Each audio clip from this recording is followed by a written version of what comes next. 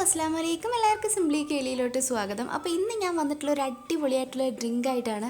അപ്പോൾ ഈ ഒരു ചൂട് സമയത്തൊക്കെ കുടിക്കാൻ പറ്റിയ നല്ല ടേസ്റ്റ് ആയിട്ടുള്ള ഹെൽത്തി ആയിട്ടുള്ള അടിപൊളിയായിട്ടുള്ള നമ്മുടെ കെവിൻസ് മിൽക്കൊക്കെ ഉണ്ടല്ലോ, ആ ഒരു സെയിം ടേസ്റ്റിൽ നമുക്ക് വീട്ടിൽ ചെയ്ത് കുടിക്കാൻ പറ്റുന്ന നല്ല അടിപൊളിയായിട്ടുള്ള റെസിപ്പി തന്നെയാണ് ഇത്. സത്യം പറഞ്ഞാൽ കെവിൻസ് മിൽക്കിൻ്റെ സെയിം റെസിപ്പി എന്ന് തന്നെ വിചാരിച്ചോളൂ, അത്രയ്ക്ക് സിമിലറാണ് ഇതിൻ്റെ ഒരു ടേസ്റ്റ് എന്ന് പറഞ്ഞാൽ. അപ്പോൾ എന്തായാലും സിമ്പിളായിട്ട് ചെയ്യാൻ പറ്റുന്ന ഈ ഒരു റെസിപ്പിയിലോട്ട് പോകുന്നതിന് മുന്നേ നമ്മുടെ ചാനൽ ഇതുവരെ സബ്സ്ക്രൈബ് ചെയ്തിട്ടില്ല എന്നുണ്ടെങ്കിൽ ഒന്ന് സബ്സ്ക്രൈബ് ചെയ്യുക. അതുപോലെ തന്നെ തൊട്ടടുത്തൊരു കുഞ്ഞ് ബെല്ലൈക്കൻ വരുമ്പോൾ ഓൾ എന്ന ഓപ്ഷൻ കൊടുക്കുക. അപ്പോൾ ഞാൻ അപ്ലോഡ് ചെയ്യുന്ന എല്ലാ വീഡിയോസും നിങ്ങൾക്ക് മിസ് ചെയ്യാതെ കാണാൻ പറ്റും. ഇനി നമുക്ക് റെസിപ്പിയിലോട്ട് പോവാം. ഫസ്റ്റ് ഈ ഒരു ഡ്രിങ്കിന് വേണ്ടിയിട്ടുള്ളൊരു പൗഡർ നമ്മൾ ചെയ്തെടുക്കണം. ഒരു സ്പെഷ്യൽ പൗഡറാണ്. അപ്പോൾ അതിന് വേണ്ടിയിട്ട് 1.5 ടേബിൾ സ്പൂണോളം കോൺഫ്ലോർ ചേർത്ത് കൊടുക്കാം. അതുപോലെ തന്നെ ഏകദേശം ഒരു 1/4 കപ്പോളം പാൽപ്പൊടി എടുക്കണം. അപ്പോൾ ഈ ഒരു അളവിൽ തന്നെ നിങ്ങൾ എടുക്കുക. അടിപൊളിയായിട്ടുള്ള സൂപ്പറായിട്ടുള്ള കെവിൻസ് മിൽക്ക് ഷേക്കിൻ്റെ പൗഡർ നമുക്ക് ചെയ്തെടുക്കാൻ പറ്റും. ഇനി ഇതിലോട്ടൊരു ഫ്ലേവറിന് വേണ്ടിയിട്ട് 4 ഏലക്ക ചേർത്ത് കൊടുക്കാം. അപ്പോൾ ഈ അളവുകൾ തെറ്റരുത്, ഈ ഒരു അളവിൽ തന്നെ എടുക്കുക. ഏകദേശം 1/2 കപ്പോളം പഞ്ചസാര ചേർത്ത് കൊടുക്കാം. ഇനി ഇതെല്ലാം കൂടെ നല്ല ഫൈനായിട്ട് നമുക്ക് പൊടിച്ചെടുക്കാം. അപ്പോൾ ഇങ്ങനെ പൊടിച്ചെടുക്കുന്ന ഈ ഒരു പൊടി നിങ്ങൾക്ക് ഏകദേശം 3 മാസത്തോളം ഫ്രിഡ്ജിൽ നല്ല എയർ ടൈറ്റ് കണ്ടെയ്നറിൽ വേണമെങ്കിൽ സൂക്ഷിച്ച് വെക്കാം. അപ്പോൾ ആവശ്യത്തിന് മാത്രം എടുത്ത് മിക്സ് ചെയ്ത് ഉപയോഗിച്ചതിന് ശേഷം ബാക്കി നമുക്ക് ഫ്രിഡ്ജിൽ സൂക്ഷിക്കാവുന്നതേ ഉള്ളൂ.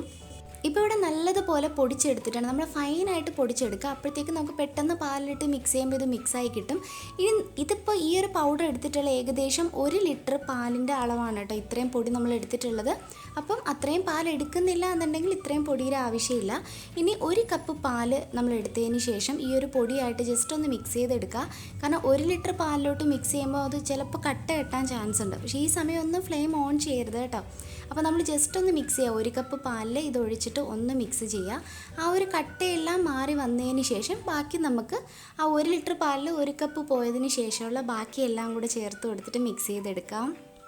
അപ്പോൾ ഈ ഒരു മിക്സ് എന്ന് പറഞ്ഞാൽ മക്കൾക്ക് ഏറ്റവും ഇഷ്ടമുള്ളൊരു ഡ്രിങ്കാണ്. അതായത് പാല് കാച്ചി കൊടുത്താൽ അങ്ങനെ കുടിക്കാൻ വലിയ താല്പര്യമില്ല, പക്ഷേ ഈ ഒരു ഡ്രിങ്ക് ചെയ്ത് കൊടുത്താൽ വളരെ ഇഷ്ടമാണ്, പെട്ടെന്ന് തന്നെ കുടിക്കും. ഇപ്പോൾ ഈ പാല് കുടിക്കാത്ത കുട്ടികളുണ്ടെങ്കിൽ മസ്റ്റായിട്ട് നിങ്ങൾ ഇതൊന്ന് ട്രൈ ചെയ്യാൻ നോക്കുക. ഭയങ്കര ഇഷ്ടമായിട്ട് അവർ പെട്ടെന്ന് തന്നെ കുടിക്കും.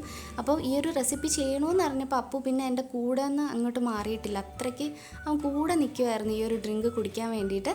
ഇനി നമുക്ക് നല്ലതുപോലെ തിളപ്പിച്ചെടുക്കാം. നമ്മൾ ഇനിയൊന്ന് ഫ്ലെയിം കത്തിച്ച് കൊടുത്തിട്ട് നന്നായിട്ടൊന്ന് തിളപ്പിച്ചെടുക്കാം. അപ്പോൾ ഈ ഒരു റെസിപ്പി ചെയ്യുമ്പോൾ നമ്മൾ ഇതിലോട്ട് വെള്ളം ഒന്നും ചേർത്ത് കൊടുക്കരുത്.